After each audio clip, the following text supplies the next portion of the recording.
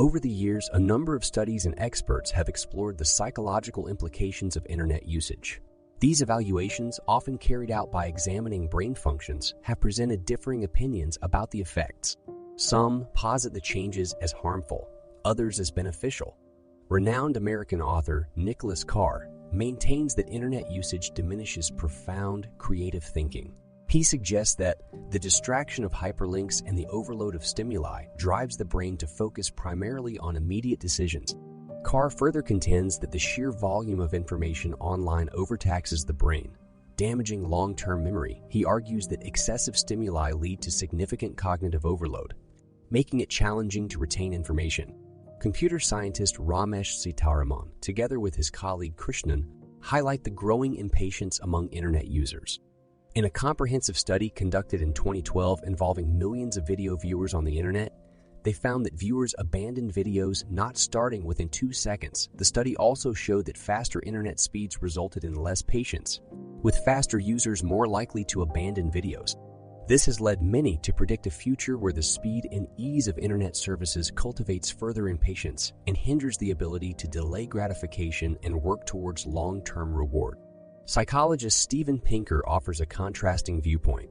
He asserts personal autonomy over actions, arguing that research and reasoning have always been challenging for people.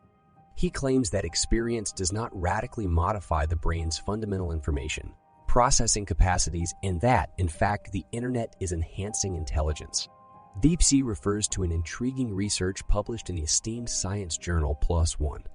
Led by Heyao Li of the Chinese Academy of Sciences, the study involved brain scans of 35 young adults, with 17 categorized as having internet addiction disorder, IAD, based on their responses to questions about their internet usage control. Sophisticated MRI scans disclosed changes in the white matter, the nerve fiber, containing part of the brain, in those classified as web addicts compared to non-addicts. The study concluded that numerous structural changes were observed in the brains of IAD subjects, including decreased gray matter volume in several areas of the brain.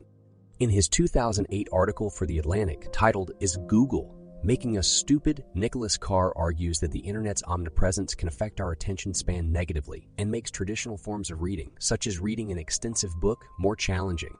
His observation came from personal experience and his friends' encounters and lacked formal scientific research to support it, however.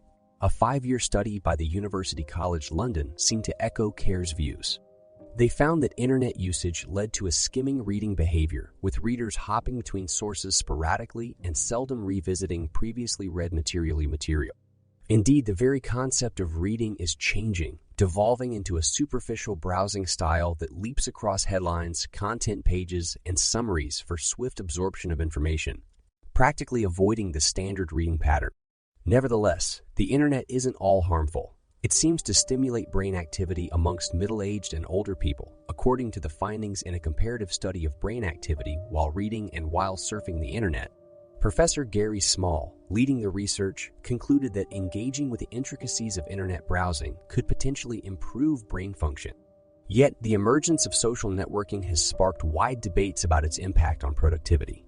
Many education and work environments restrict access to social media sites, fearing they distract users and compromise their concentration. A Hearst Communications survey further supports this worry, indicating a 15% drop in productivity levels among social media site users. Especially retaining productivity becomes a task if the individual lacks self-control.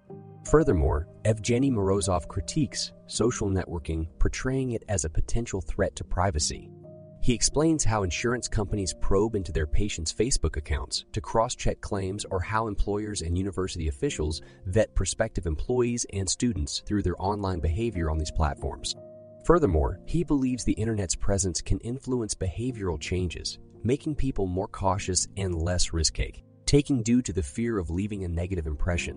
He argues this could be a result of the spread of technology like cameras and recorders that can capture moments and make them widely available online, which in turn may influence individuals to act in a conforming or acceptable manner. The digital landscape, especially social networking platforms, tend to ignite a freedom in behavior among users due to the lack of direct, face-to-face contact.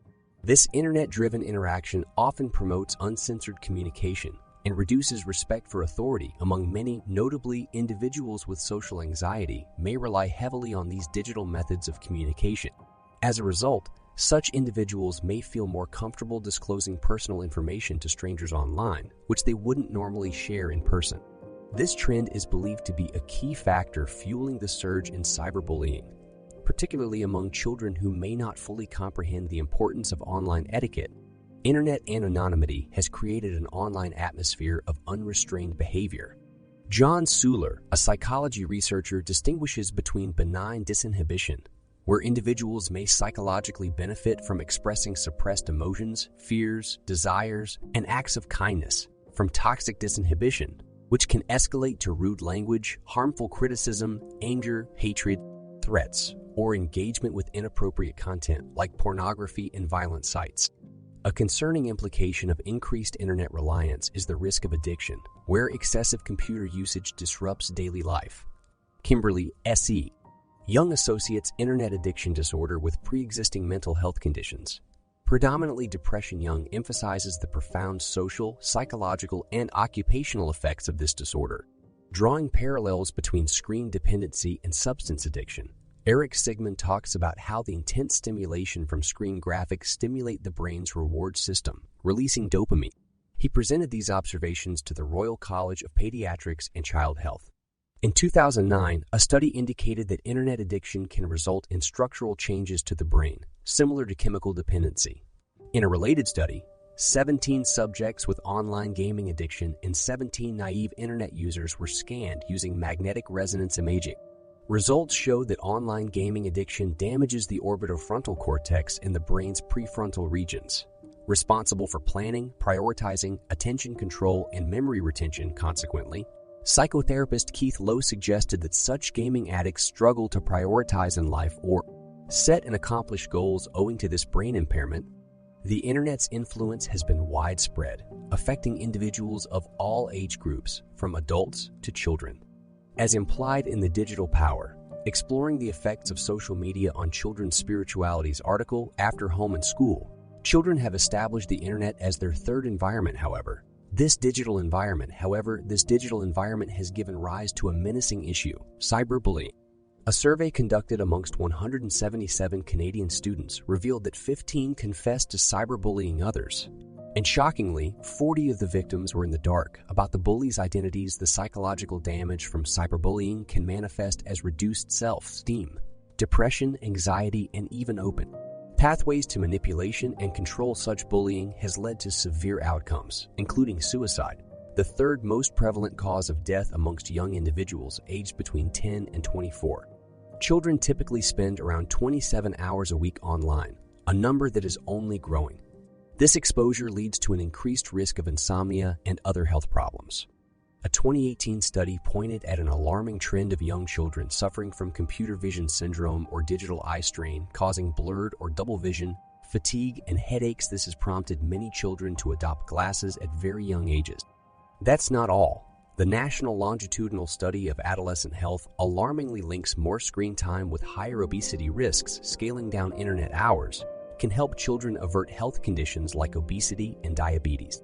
Psychologist Eric Sigman has expressed concern about parental negligence stemming from their reliance on digital devices. Some instances of parental internet addiction have had catastrophic effects on their children. For example, a 3-year-old girl from New Mexico died of malnutrition and dehydration on the same day her mother reportedly spent 15 hours playing an online video game. In another heartbreaking incident in 2014, Korean parents lost their real baby to negligence because of their engrossment in an online game featuring a virtual child. The internet's impact on familial relationships is notable in the way parents consume the internet, their reaction to their child's internet usage, and the influence the internet wields over parent-child dynamics. Struggles within the family unit may arise due to online social activities such as gaming and using social networking sites, mainly due to potential exposure of personal information to outside parties. This was reflected in a 2012 report by Ofcom examining the internet habits of children aged 5, 15, and parental responses. It revealed that 85% of parents used some form of internet oversight, such as discussions about safe surfing or use of browser filters, to mediate their child's internet use. However, 15 of parents were found to take little to no active involvement in guiding their children's internet behavior, displaying inadequate understanding of the potential dangers like cyberbullying or child grooming. Parents were generally active in tracking their child's internet usage, such as checking browsing histories or imposing usage restrictions. Still, they were more worried about the impact of the internet on family life due to their comparative lack of familiarity with the digital world. In cases of lax internet control by parents, it was often justified with the belief their child was rarely alone or trust in their child's online behavior. The report also found that 80 of parents trusted schools to teach their children about internet safety, and 70 believed that the benefits of the internet usage outweighed its risks. Contrarily, an American study from Pew Internet, published the same year, found parents significantly concerned about online threats to their teenagers. Nearly half of the parents worried about exposure to inappropriate internet content and their child's behavior online and offline, while just 30 expressed concern about the internet disrupting family time. Furthermore, an exploration of the mother-child relationship in the context of internet use observed the relevance of parental warmth and the acceptance of their child's instruction on internet usage, even if the parent was more knowledgeable about it. This reversal of the teaching role, especially in a favorable environment, demonstrated to strengthen the bond between mother and child, advancing education and promoting responsible behavior. This phenomenon anchored to the theory proposed by Marvin Sussman and Suzanne Steinmetz, elucidating intergenerational influences on the parent-child relationship. The internet is transforming into a digital nanny as more parents purposely introduce their children to specific apps to help maintain peace at home. A revealing study by Ipsos shows that many parents believe that kids between the ages of 8 and 13 are mature enough to possess their own smartphones, resulting in a surge of online content engagement among the younger population.